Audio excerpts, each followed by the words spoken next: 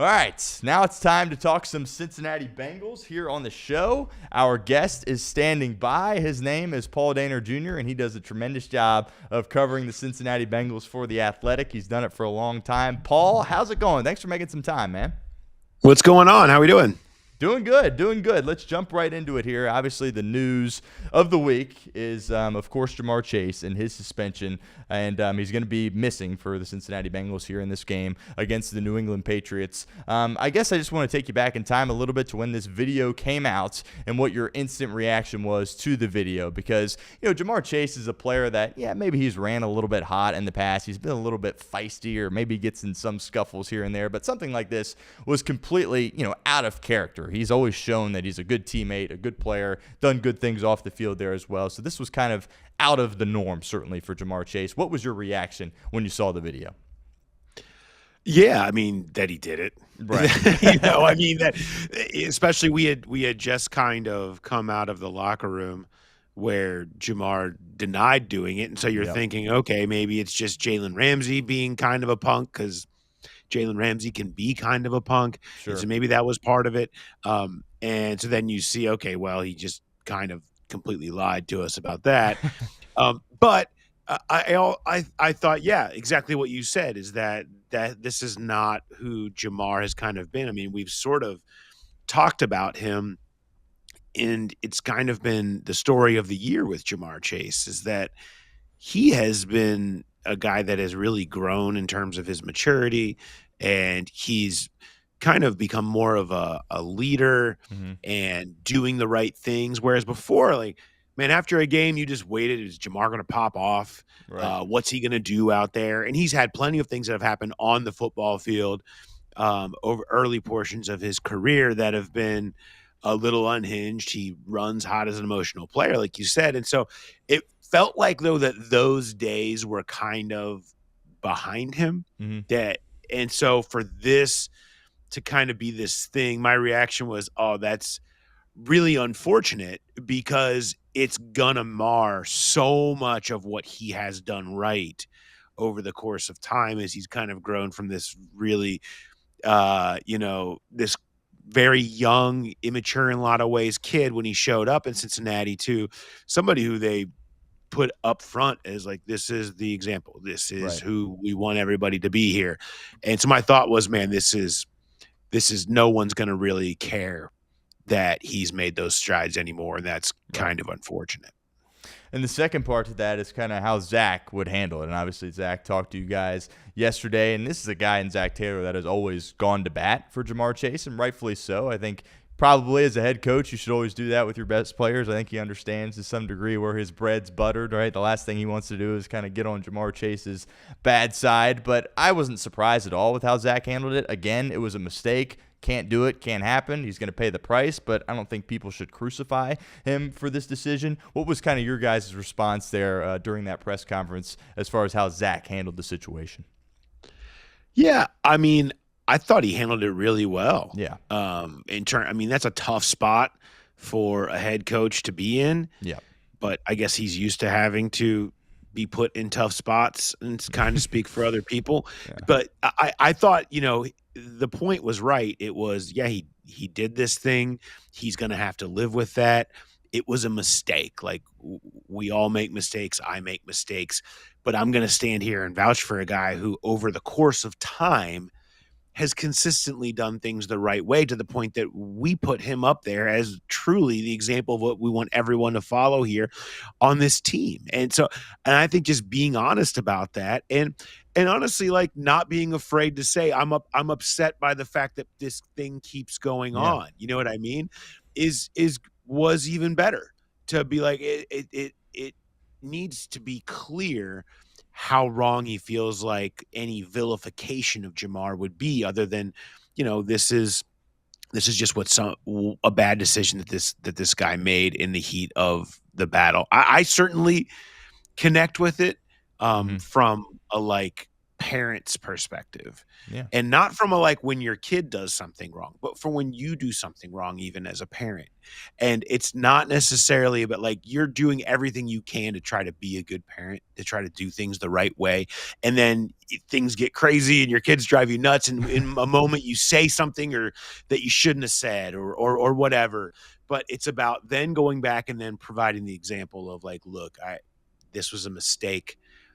We all make them. You're going to make them. I make them. And let's recognize it and say we messed up and move forward, and more let the entirety of what you try to do as a parent, or in this case, as a player, be what more speaks for you rather than the one time when your emotions or whatever got the best of you. So I relate to Jamar. It's going to be really interesting to see what he says when he does talk. I have no problem with him not talking yesterday because first of all, we didn't even know if he was getting suspended. Right. And second of all, if he was appealing, you're not going to want to wait to talk about it until it is all cleared up. So I didn't really have that was probably made too much of a deal of him not saying anything yesterday.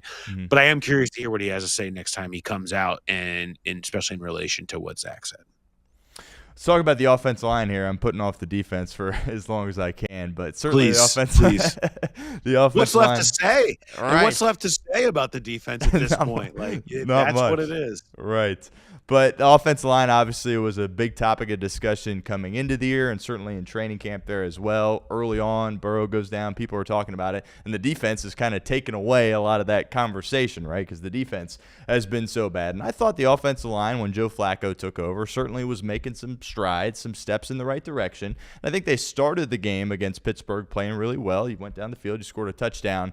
And I don't know if I necessarily picked up on how bad they actually were playing until I actually heard you and Charlie talking about this, where there was a couple plays down the field where Noah Fant was open for some touchdowns that appeared to be schemed up really well, and the offensive line just couldn't quite hang in there for an extra second to allow Joe Flacco to get the ball down the football field. I guess here in year one with Scott Peters, how would you evaluate the offensive line play here to this point, and what's the likelihood that we see these same five guys out there in 2026? Because obviously you are playing two rookies, and I think they're not great, but they've gotten better a little bit as the year has gone on.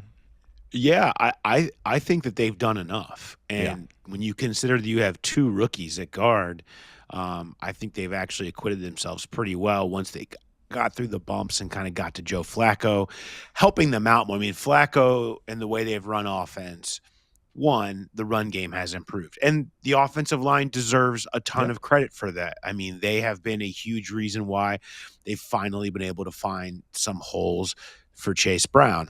And then Flacco having amongst the quickest times to throw in the league has helped, and going under center a little bit more has helped. But there's still been plenty of times where they still have to hold up. They haven't been taking as many of those quick losses. What Pittsburgh did in this game is the scheme that they put in the secondary really went a long way to making Flacco hold the ball that extra tick. Yeah. And that made a difference where you saw the pressure just get there, just in time, where they couldn't quite hold up long enough. As a whole, I think the offensive line is in a pretty good spot, as good of a spot as it's been in recent years. I can tell you, I would say with certainty that 4 of those guys will be out there next year. I don't know about Jalen Rivers at this point.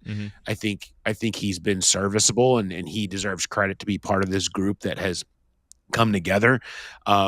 But there probably could be another answer that happens there at right guard for sure. But there's certainly more stability. It feels like maybe they got one right in Dylan Fairchild for the first time in like 15 years in terms of the mid-round offensive lineman that they've just never been able to hit. That's been such a blind spot for them organizationally, and that's a big deal. So we'll see if that continues. But yeah, I think they're okay. When I'm looking at the list of problems on this current team, the offensive line is further down than you probably thought it would be when the year started. No doubt. All right, defense. Cam Taylor-Britt, surgery, probably, I think, going to be out for the year. Seemingly every time, and look, I like Josh Newton when they picked him. He's a 5th-round guy. I don't think you should necessarily expect a lot for him, but seemingly every time he checks into the game, something bad happens. So I don't know if I personally would like to see him out there a ton against New England, but obviously you don't have a ton of options. Do you think somebody like a Jalen Davis or, Braylon Lux, I believe, correct me if I'm wrong, he's still on the practice squad, and I actually thought I liked some of the stuff I saw from him in the preseason, some of the speed and awareness. He was just there and then couldn't always make the play. Do you anticipate maybe either one of those two guys getting an opportunity? I do love that we've reached the Jalen Davis and Braylon Lux portion of the program here. Like that's when you know that it's gone a long way in the wrong direction. Yeah, I think somebody other than Josh Newton's a possibility. Josh has been quietly a big problem every time he's gotten in there. And we heard Al Golden talk yesterday about effort. I mean, I can't get past, we talked about it a bunch on Rewatch yesterday, the third and 17 where Darnell Washington carries Geno Stone about the last 5 yards. And it's obviously Geno Stone, that's a separate topic on his tackling, but you watch Josh Newton on these plays, and this is not the first time this has happened this year. It's just like almost walking to the ball, and Darnell Washington extends and just barely gets it by a yard to get the first down. And Newton just kind of standing there at the first down mark and just watches it all happen in front of him. The same thing happened in the Colston Loveland play. That was the winner, where Newton is just hanging out around the outside of the action, almost afraid to get in, not knowing where he's supposed to get in there. I've had enough. Like, to me, the thing is, the talent is not there on this defense. They're not good enough. They've never been good enough. They haven't had enough talent all year. That's clear. The one thing that they need to do at this point, through my view, just play guys that are going to try hard. Play guys that are going to want to tackle, that are going to want to be a part of it. They're going to be out here making mistakes, obviously. Just show that it matters to you. And there's just too many guys out there that it feels like it doesn't matter. So where do they go next with Cam Taylor Britt? Yeah, I mean, whether it's Jalen Davis, whether it's Marco Wilson, whether it's Braylon Lux, like I just want somebody that can go out there and prove that they're going to get in the mix and want to be a part of it, want to make a tackle, want to be part of a solution, and not just out there on the field. And where that goes next, who knows? I don't really know how much it matters. I got to ask you about Trey Hendrickson. A lot of people in the fan base are talking about him and his injury. Look, I've always said I think Trey Hendrickson's kind of a selfish player, but when he's out there on the football field, it results in really good things for Cincinnati, and I think clearly he's the best free agent signing this organization has ever had. When it comes to his injury, obviously you probably don't know for sure here, but do you think is he protecting himself a little bit here and just kind of like, well, we're not doing well and I don't have a contract for next year? Or is this a situation where he's seriously hurt and can't go out there and play? Because, Trey Hendrickson, I just kind of banged on him there for a second, but when he's out there, he's as tough as they come and he's going to go to war for his team when he's in between those lines. But is there anything to that, or is that just a frustrated fan base? I think there's something to it, but there's no way to know. Right. I mean, only Trey really knows what he's doing and how he really feels, and if he could play through it. Yeah. I also, and this is kind of the same lens that we discussed this with T. Higgins in the middle of last year. It's like the organization also puts itself in this spot when you handle things this way, when you have a frustrated player and you have them in this sort of lame duck last year and entering free agency and don't give them the extension. Well, they're going to be less likely to want to go out there and sell out for you because they're looking out for themselves, and free agency's right around the corner. So does Trey Hendrickson want to make sure that the last things he puts on tape before his next free agency is him at 100% health and not some smaller 75% version of himself that's going to make teams question whether age is setting in on him? I get that perspective. I understand that. But it's also fair to ask the same question. And I did ask him this before the bye. Like, people are going to question whether you really can be out there. And he said, I probably came back too early last time. It was probably harder. I just want to make sure I'm 100%. The thing is with these situations, and that's why the player has the leverage to make these calls, is nobody really knows but them. And so I think Trey can answer that, and he's really the only one that can truthfully do it. But it's fair to speculate because of the nature of the situation, and he would probably say that he understands why people do. But I don't know if there's any way to know for sure. Then, he's probably in some pain, and maybe there's certain situations that he would play through it, but this isn't one. Any chance they tag him again? I feel like they're kind of just ready to be done. And I think it's over. Yeah, I think it's over. Okay. I mean, I don't, Yeah. there's a chance. Mm-hmm. There's always a chance. This organization does things that surprise you all the time, right? Yep. So, yeah, I think there's probably a chance that they do. Maybe they try to execute a tag and trade situation. It's certainly within their rights to try to do that. It just feels like they're done with the Trey Hendrickson situation, and it's better for both sides to just move on. So I don't see him on the roster next year. Now, whatever they try to do in terms of getting compensation back, whether it's a comp pick or through a tag and trade, is probably more the conversation that they'll have internally.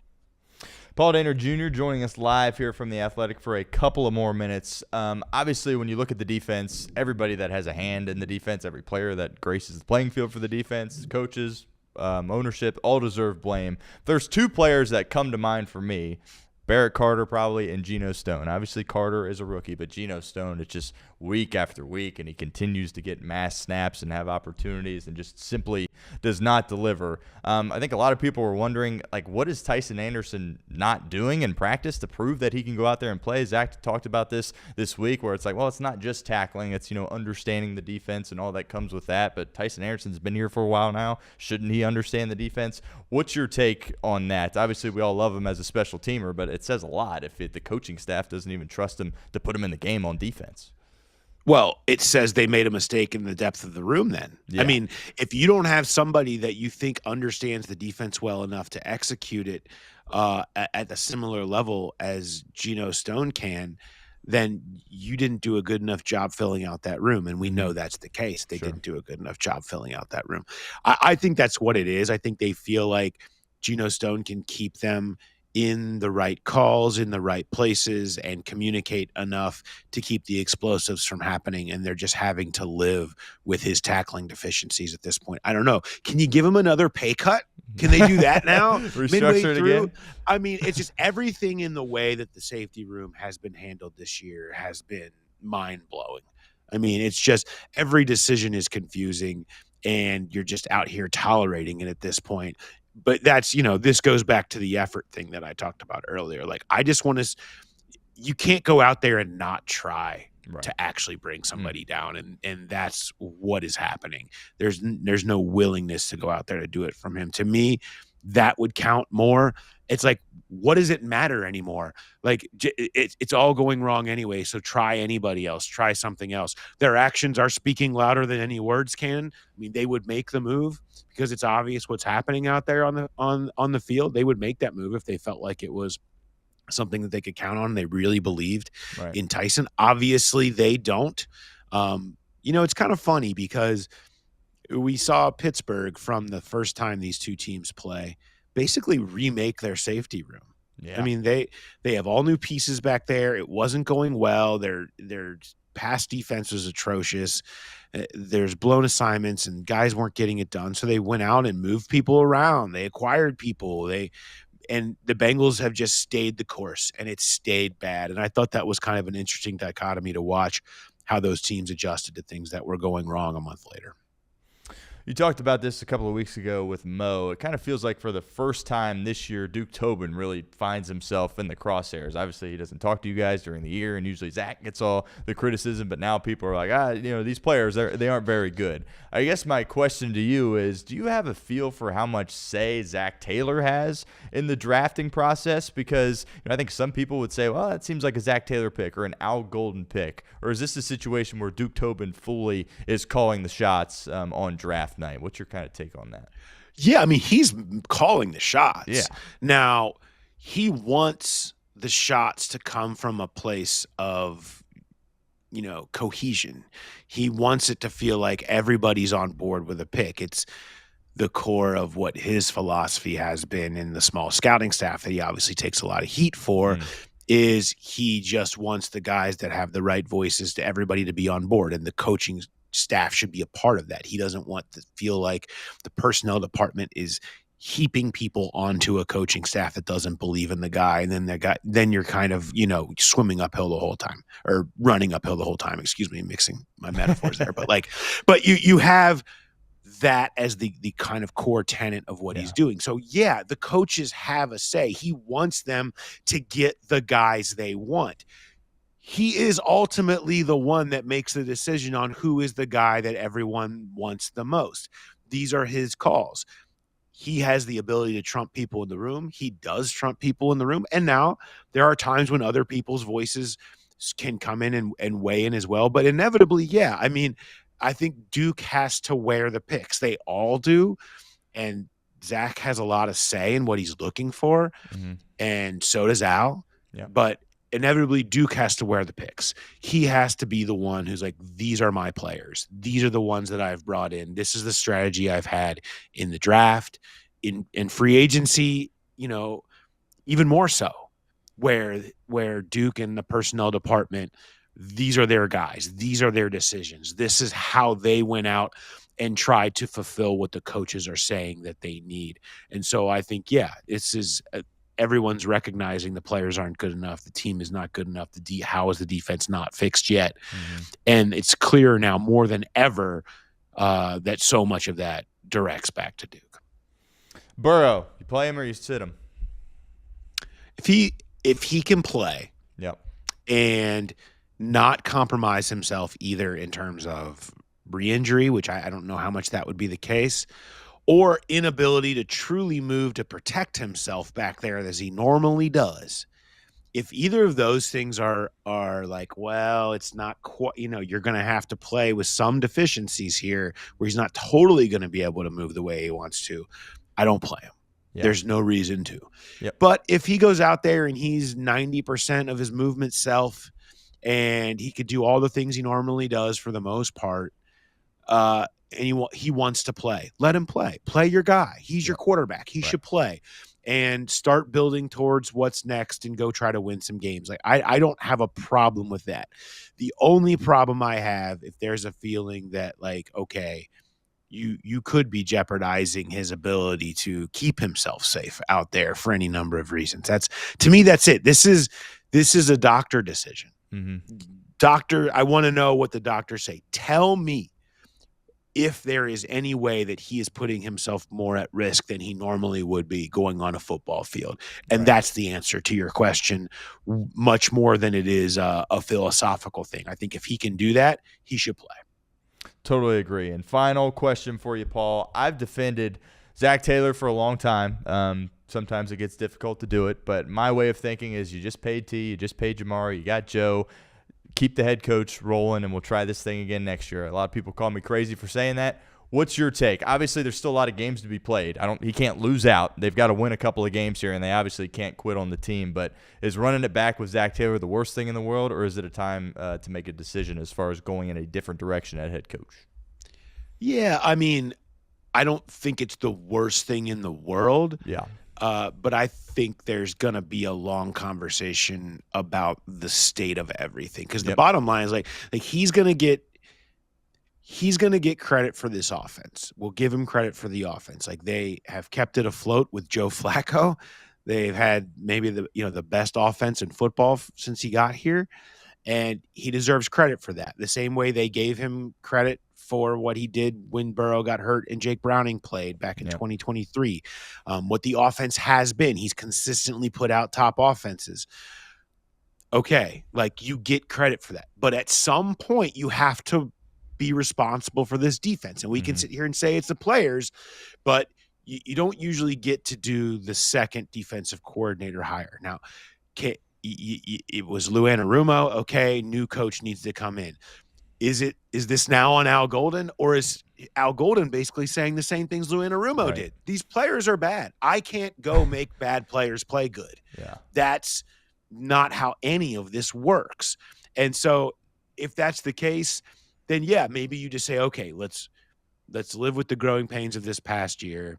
Let's use every dime and draft capital piece that we have to rebuild this defense. We believe in this coaching staff. This will be his first losing record since 2020. How ugly does it get down the stretch will play a role in this. I mean, there is 7 games where this thing could feel like absolutely irreconcilable differences. It could very much go that way, especially when you consider the schedule. So I think it's I call it like, 22% of precincts reporting like it's election night right now. I don't think we can really go there in terms of you're asking me to predict what they're going to do. I'm sure everybody listening and watching this is like, I know what they should do. 100% of precincts are in the fan base. I get that. But in terms of acknowledging what they will do, I don't know that we can go all the way there yet, but he's going to get credit for the offense. Yep. He's going to get credit for the fact that they have had winning records the last few years, and the Super Bowl and the AFC Championship game were not that long ago. I don't shoot the messenger. I'm telling you what's going to happen in these conversations. Mm-hmm. And you have the most patient owner maybe in the history of sports. So it's certainly not clear cut. I'm not going to sit here and say that we know for sure what that is yet. It very much reminds me of the end of the Marvin Lewis days, though, where every year it felt like, and it feels like it always goes 1 year longer than you think it should. Yeah, that's been the case here for a long time. Whether we're talking about with Marvin, whether we were talking about even all the way back to Dave Shula, and things like that. And now I think Duke Tobin's going to be part of that conversation too. So, yeah, there's time. I don't know where it goes, but it's obvious that these conversations are going to be far more serious than they've ever been in his time here. No doubt. I guess we'll all just have to wait and see. Paul Dehner Jr., appreciate you. Tell us all the great stuff you got going on at The Athletic, and also you got the Growler podcast there too as well. Where can we find that? And I think a new website, if I heard that correctly as well. Yeah, growlerpodcast.com. You can find all of our stuff there. We have the rewatch reaction show that Charlie and I do going through the tape. PD and Jay, of course, Jay and I are still doing our thing together with Mo Egger. We just recorded an episode today. Who They Light with comedian Mark Shalafu is up on the site there. And then, of course, we have the postgame podcast every single week. So all that's up there on the feed. And I'm still at The Athletic doing all the writing stuff there. I have a column up on Jamar Chase if anybody wants to go read more about that. So make sure you check it out. Paul, I appreciate you, man. That was awesome stuff, and I would love to do it again. Thanks for making some time. Probably kept you for a few extra minutes there. I apologize for that, but thank you so much for stopping by, and would love to do it again. No problem. Have a good one. All right, see you, Paul.